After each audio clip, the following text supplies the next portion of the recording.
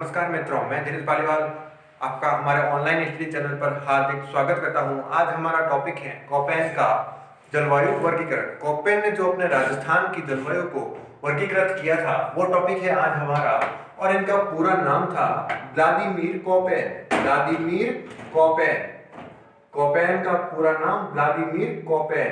और इन्होंने अपनी राजस्थान की जलवायु का वर्गीकरण किया था। इन्होंने जो अपने विश्व की जलवायु थी उसका भी वर्गीकरण किया था। इन्होंने अपने भारत की जलवायु का भी वर्गीकरण किया था। इन्होंने विश्व की जलवायु को 16 भागों में बांटा था। भारत की जलवायु को 9 भागों में बांटा था और राजस्थान की जलवायु को 4 भागों में बांटा। विश्व की जलवायु को 16 भागों में, भारत की जलवायु को 9 भागों में और राजस्थान की जलवायु को 4 भागों में बांटा। इन्होंने जो वर्गीकरण किया ये अपने वनस्पति तापमान और वर्षा के आधार पर वर्गीकरण किया। जलवायु का वर्गीकरण वनस्पति तापमान और वर्षा के आधार पर किया। इन्होंने 5 वनस्पति मंडल बनाए जो इस प्रकार हैं कि ए, बी, सी, डी और ई। ये जो ए वनस्पति मंडल है इसके अंदर इसने उस क्षेत्रों को, उस जलवायु प्रदेश को शामिल किया जिसमें उष्णकटिबंधीय आर्द्र जलवायु प्रदेश आते थे। उष्णकटिबंधीय आर्द्र जलवायु प्रदेश। और बी के अंदर जो शामिल किया उसने शामिल किया उष्णकटिबंधीय शुष्क जलवायु प्रदेश। जो उष्णकटिबंधीय शुष्क जलवायु प्रदेश थे उनको बी वनस्पति मंडल के अंदर शामिल किया। जो सी के अंदर शामिल किया वो थे अपने उप आर्द्र जलवायु प्रदेश। और जो डी के अंदर शामिल किया वो थे अपने शीतोष्ण जलवायु प्रदेश। और ई के अंदर जो शामिल किया उसके अंदर थे अपने ध्रुवीय जलवायु प्रदेश। इस प्रकार कोपेन ने जलवायु को 5 वनस्पति मंडल के आधार पर 5 भागों में विभाजित किया। उष्णकटिबंधीय आर्द्र जलवायु प्रदेश ए के अंदर, बी के अंदर उष्णकटिबंधीय शुष्क जलवायु प्रदेश, सी के अंदर उपाद्र जलवायु प्रदेश, डी के अंदर शीतोष्ण जलवायु प्रदेश और ई के अंदर ध्रुवीय जलवायु प्रदेश। क्या अर्थ होता है उष्णकटिबंधीय का? जो विश्व के ग्लोब के अंदर जो मकर रेखा और कर्क रेखा के जो बीच का स्थान है उस बीच के स्थान के अंदर उष्णकटिबंधीय आर्द्र जलवायु प्रदेश पाए जाते हैं। और वहां पे जो बहुत ज्यादा गर्मी पाई जाती है तो वो क्षेत्र आते हैं अपने उष्णकटिबंधीय आर्द्र जलवायु प्रदेश के अंदर। जो कर्क रेखा के ऊपर का और मकर रेखा के जो नीचे का स्थान होता है उसके अंदर आते हैं अपने शीतोष्ण, और जो ध्रुवों के पास होता है वहां पे आता है अपने ध्रुवीय जलवायु प्रदेश। अपन देखते हैं इस बी को भी इसने 2 भागों में विभाजित किया। जो ये शुष्क जलवायु प्रदेश, उष्णकटिबंधीय शुष्क जलवायु प्रदेश हैं, इसको 2 भागों में विभाजित किया। एक तो था एस और एक था डब्ल्यू। ये कैपिटल डब्ल्यू है और ये कैपिटल एस है। इसको 2 भागों में विभाजित किया, बी को कैपिटल एस और कैपिटल डब्ल्यू। और जो ये कैपिटल एस था ये था अर्धशुष्क जलवायु प्रदेश।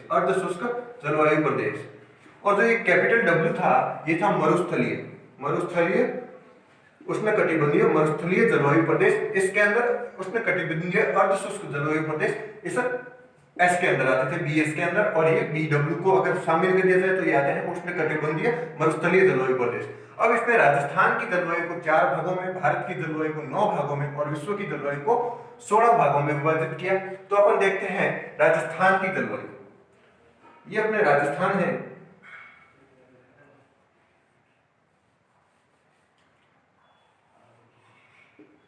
इस राजस्थान की जलवायु को इस कोपेन ने 4 भागों के अंदर विभाजित किया। इसमें ये 4 भाग बना दिए इसने।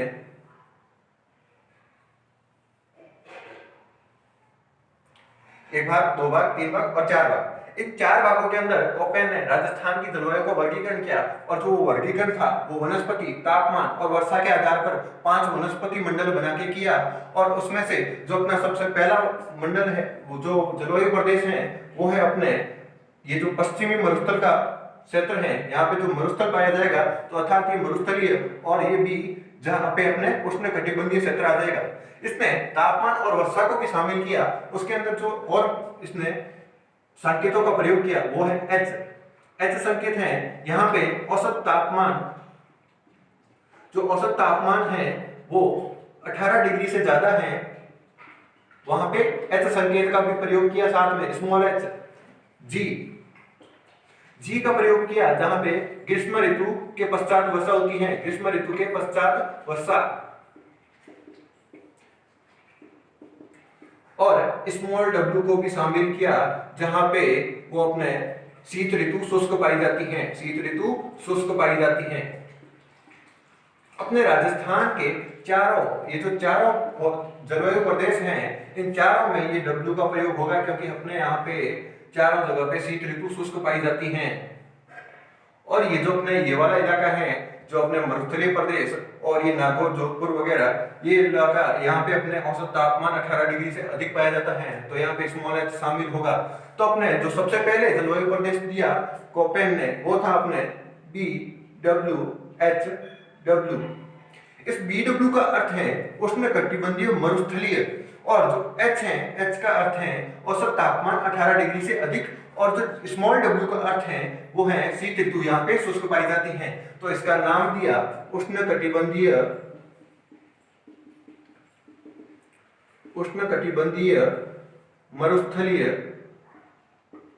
मरुस्थलीय जलवायु प्रदेश।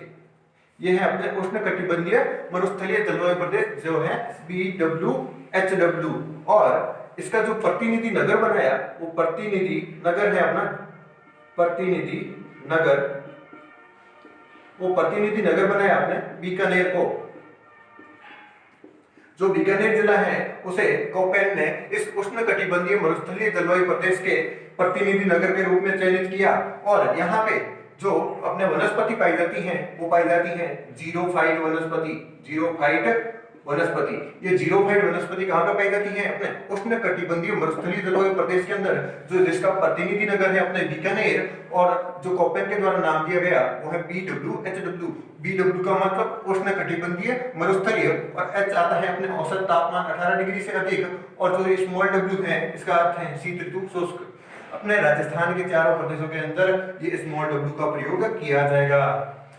अगला है ये सेकंड BSHW, और यहाँ पे BS का अर्थ है कि उष्णकटिबंधीय अर्धशुष्क जलवायु प्रदेश। ये अपना है उष्णकटिबंधीय अर्धशुष्क जलवायु प्रदेश। ये जो BS है इसका अर्थ है उष्णकटिबंधीय अर्धशुष्क जलवायु प्रदेश, और H का अर्थ है यहाँ पे औसत तापमान 18 डिग्री से अधिक, और जो स्मॉल W का अर्थ है वो है शीत ऋतु शुष्क पाई जाएगी। अर्थात ये जो सेकंड जलवायु प्रदेश है वो है अपने कोपेन के अकॉर्डिंग उष्णकटिबंधीय अर्धशुष्क जलवायु प्रदेश। इसका जो प्रतिनिधि नगर बनाया वो बनाया अपने नागौर को। जो नागौर जिला है उसे इसका प्रतिनिधि नगर बनाया, और यहाँ पे जो वनस्पति पाई जाती है वो पाई जाती है अपने स्टेपी तुल्य वनस्पति पाई जाती है अपने उष्णकटिबंधीय अर्धशुष्क जलवायु प्रदेश के अंदर, जिसका प्रतिनिधि नगर है नागौर, और कोपेन ने इसका वर्गीकरण किया BSHW। अब जो अपना थर्ड जलवायु प्रदेश है वो है अपने ये, इसका नाम दिया इसने CW और G। कैपिटल C है, स्मॉल W है और स्मॉल G है। इस कैपिटल C का अर्थ है अपने ये अपने उप आर्द्र जलवायु प्रदेश है, उप आर्द्र जलवायु प्रदेश। कैपिटल C का अर्थ है उप आर्द्र जलवायु प्रदेश, और स्मॉल W का अर्थ है शीत ऋतु यहाँ पे शुष्क पाई जाएगी, और G का अर्थ है यहाँ पे ग्रीष्म ऋतु के साथ वर्षा होगी। अर्थात ये जो तीसरा वर्गीकरण किया कोपेन ने जलवायु प्रदेश का, वो था अपने उप आर्द्र जलवायु प्रदेश, और इसका जो प्रतिनिधि नगर बनाया वो बनाया अपने टोंक जिले को। टोंक जिले को कोपेन ने अपने उपाद्र जलवायु प्रदेश का प्रतिनिधि नगर बनाया, और इसका नाम दिया अपने CWG। और ये जो C है कैपिटल है, बाकी ये दोनों स्मॉल हैं। ये C का अर्थ है उपाद्र जलवायु प्रदेश, जो स्मॉल W और स्मॉल G है इनका अर्थ है शीत ऋतु शुष्क होगी और ग्रीष्म ऋतु के बाद वर्षा होगी यहाँ पे, और इसका प्रतिनिधि नगर बनाया टोंक जिले को। ये जो अपने जलवायु प्रदेश है ये अपने राजस्थान का सबसे बड़ा जलवायु प्रदेश, सबसे बड़ा जलवायु प्रदेश कौन सा है? उपाद्र जलवायु प्रदेश, जिसका ये जो कोपेन ने नाम दिया वो है CWG। और एक और जलवायु प्रदेश बच जाता है, वो है अपने ये AW। कोपेन ने नाम दिया AW। ये W है जो स्मॉल है, ये A है, इस A का अर्थ है उष्णकटिबंधीय आर्द्र जलवायु प्रदेश। इसका नाम क्या हो जाएगा? उष्णकटिबंधीय आर्द्र जलवायु प्रदेश। इसका जो प्रतिनिधि नगर बनाया वो बनाया आपने बांसवाड़ा को।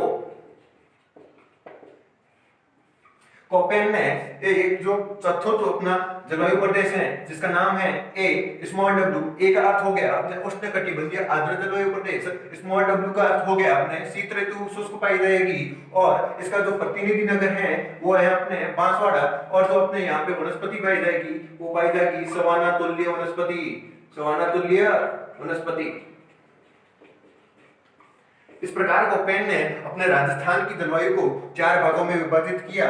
और जो इसमें पहला भाग था वो था BWHW, दूसरा भाग था BSHW, तीसरा भाग था CWG और चौथा भाग था AW।